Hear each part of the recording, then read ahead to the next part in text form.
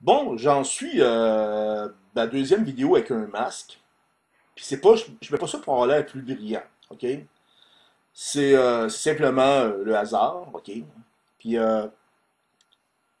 si jamais vous avez l'impression qu'il y a des éclats qui se projettent dans vos yeux, c'est pas de ma faute. Ok, c'est juste le hasard. Parce qu'à exemple, j'ai mis un masque pour protéger. Comme on met un masque pour la faire, là, je pense que c'est la COVID quelque chose, là, ou la bande de COVID, je sais pas si c'est l'affaire qui se promène ces temps-ci, paraît que ça fait peur au monde.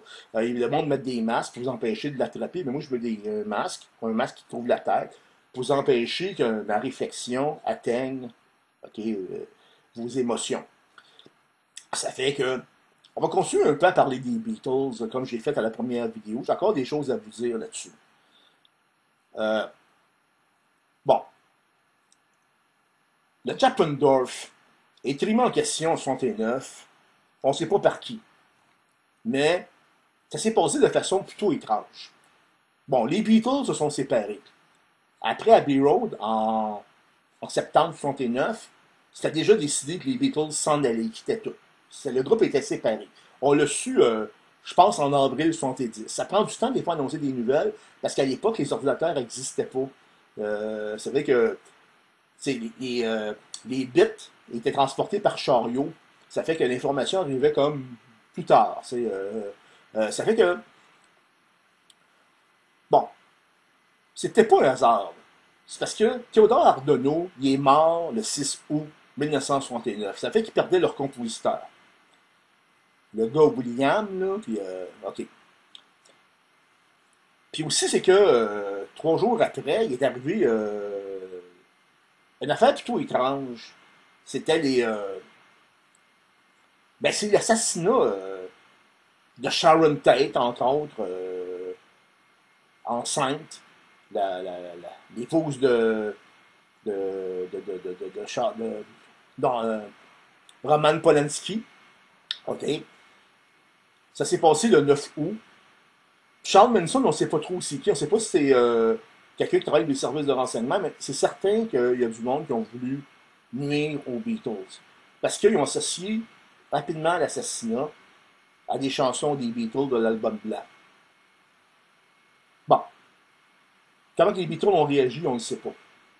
On sait juste qu'en septembre, ils ont sorti la rumeur que McCartney était mort. C'était à peu près temps. Ça faisait 3 ans que c'était arrivé. OK? Donc, c'est pas, sont pas vite les Anglais quand même. C'est quand même, c'est pas des gens qui sont rapides. OK.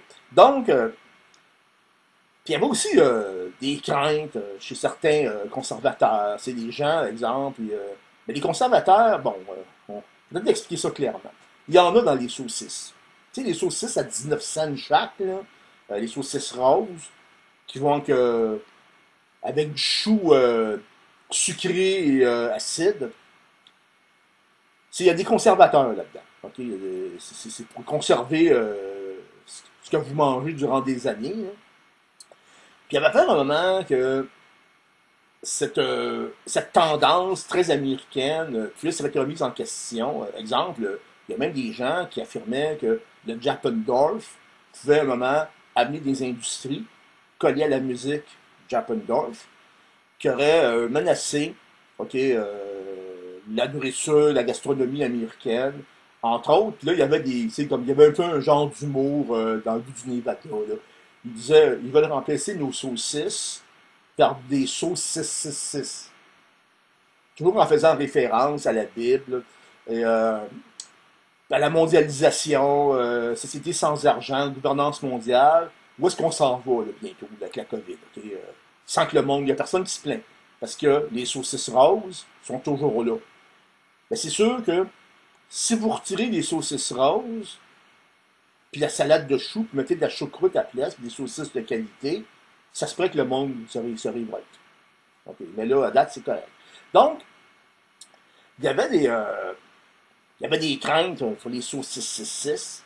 Il y avait toutes sortes de craintes, de peurs. Et, bon. Les Beatles se séparent. Lennon part en carrière solo. Il essaie de reprendre le Japendorf en allant chercher Klaus Varman, qui aurait dû remplacer Paul McCartney, sauf qu'il ne ressemblait pas assez. Euh, Par exemple, c'est que Chris Barman, c'est un Allemand. Là, ils repartent. En arrière, il y a un batteur, un drummer. Quelqu'un polonais ou un irlandais, on ne sait pas trop. Il s'appelle Richard Starkey ou Ringo Starr. Puis que là, ça finit par ça s'est arrêté de fil en aiguille en 75. Alors que Lennon, Yoko Ono, l'espionne japonaise, qui est son épouse, euh, lui sert de. Ben, ils vont avoir un enfant, Sean Lennon, qui fait partie du groupe qui a fait de la musique, qui a vécu en France, en Suisse, puis qui est aussi dans le groupe, le duo Claypool Lennon Delirium, qui fait de la musique un peu comme les Beatles, comme son père, là, ou encore comme Théodore Arnaud, j'oserais dire. Donc, il est.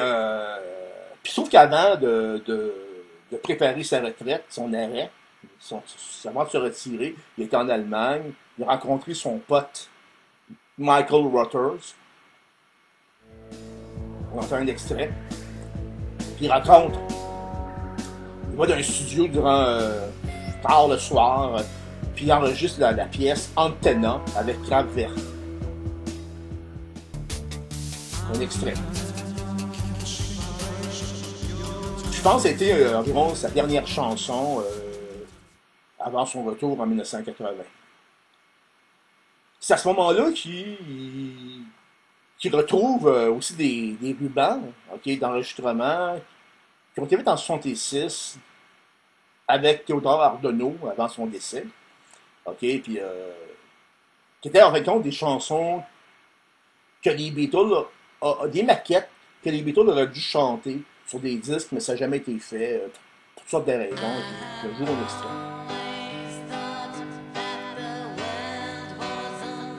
Donc, qu'est-il arrivé? Ben, il a pris sa retraite. Il a pris son enfant, le mieux qu'il pouvait. Il a changé sa vie. Il n'y a plus de drogue, plus d'alcool, puis c'est ça. Il était, c'est ça. Probablement, il est revenu avec l'album Double Fantasy en 1980. La tune de Starting Over jouait à la radio. C'était comme le 45 tours, si j'ose dire. Euh, Puis qu'est-il arrivé? Ben, qu'est-il arrivé? Ben, il est arrivé que. À un moment, Michael Rogers se serait présenté à cette époque-là pour contacter John Lennon dans l'intention de partir un nouveau groupe de Zing Japondorf. Et avec les craintes encore des États-Unis que ça puisse complètement chambarder la société américaine, leur habitude de vie. Euh, donc, Lennon a été assassiné. C'est malheureux. Hein? Ben vous voyez ça simplement comme un assassinat. Okay? Moi, c'était pire. Okay? Moi, le mardi, okay? Excusez-moi, le lundi 8 décembre, j'allais travailler à pied. Ça me donnait le temps de réfléchir. C'était une 10-15 minutes de marche. Puis le matin, j'avais la tune Starting Over dans ma tête. Puis la journée. Puis en revenant chez moi, vers 17h, 18h. Il faisait noir, c'était en hiver. La nuit arrivait. Sauf que c'était pas la même chose tout à fait. Ce que j'imaginais, j'avais comme rajouté la voix involontairement. J'ai pensé plusieurs années après que ça ressemblait beaucoup au Phantom of the Paradise, un film culte de la musique rock où il y a quelqu'un qui a un masque, qui compose des chansons. Derrière les artistes, un genre de paperback writer, l'expression anglaise, c'est un compositeur, c'est un nègre. Ah, excusez-moi. Ils appellent ça comme ça parce que c'est des gens qui composent pour les autres. Mais leur nom n'apparaît pas nulle part. Donc, j'arrive chez moi, puis c'est vers 20 heures, ok, que j'ai pu mettre le disque. Quand j'ai placé le vinyle sur ma table tournante Philippe,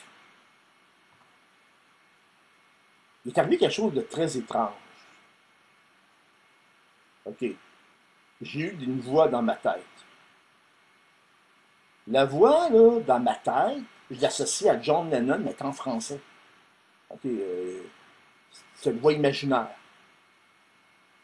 Puis là, il disait à Yoko Ono, dans ma tête, là, c'est ce que je croyais, j'ai peur d'être assassiné.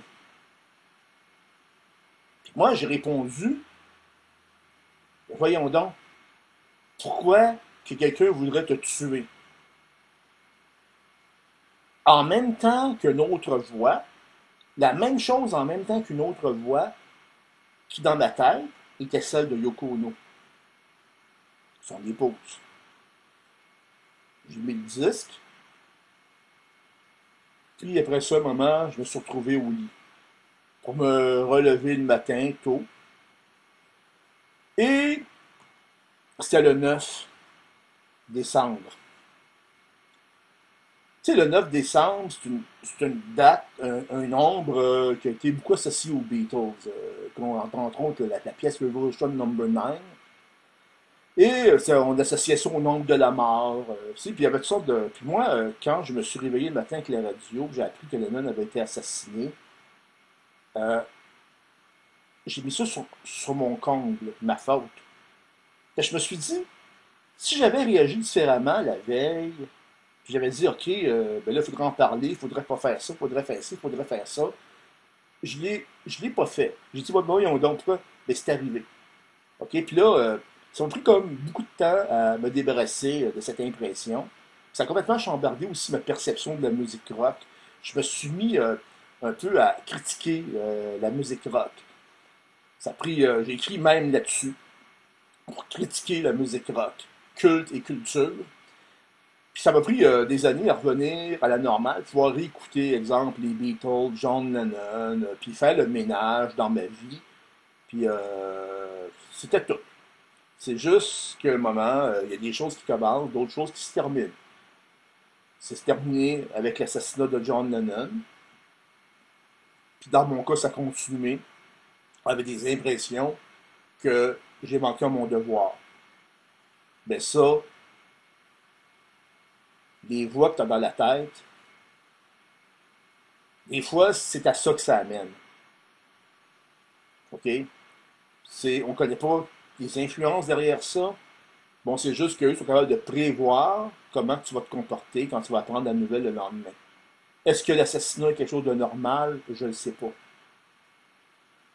OK? Je sais juste que c'était probablement un des plus gros drames de la musique rock.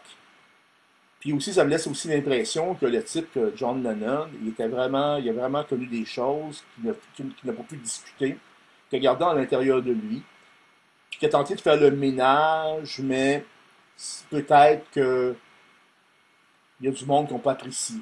Il avait peut-être peur que la fameuse saucisse revienne, la sauce 666. Ça fait qu'aujourd'hui, la sauce 666, ben, c'est les Américains qui s'en occupent. Comme ça, ils sont corrects, ils s'en sentent pas menacés. C'était tout.